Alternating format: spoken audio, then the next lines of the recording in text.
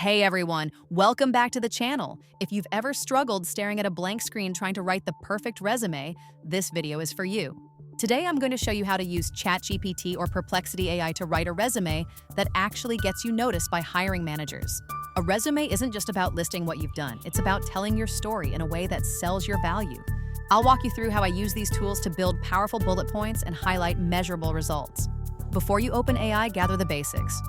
Your job history, accomplishments, and any metrics you can use, like increase sales by 25% or led a team of 5 engineers. Metrics make your resume stand out. AI works best when you give it solid data to work with. Think of it as giving your assistant the right ingredients. Now here's a golden prompt you can use. This is the secret to getting a high-quality output every time. Write a professional resume summary and achievement-based bullet points. Emphasize leadership and measurable results. Boom! AI will generate something strong in seconds. You can then tweak it for tone or industry keywords. For example, if you're a network engineer, highlight experience in optimizing networks or cutting latency.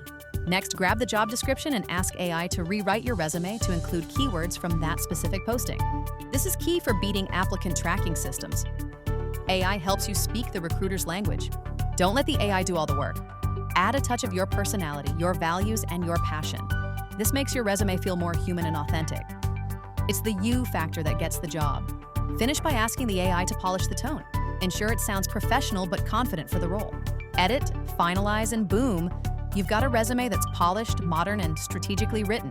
So before you hire an expensive resume writer, try using these AI tools. You'll be surprised at the results. Drop a comment if you want my favorite prompt template, and don't forget to hit like and subscribe.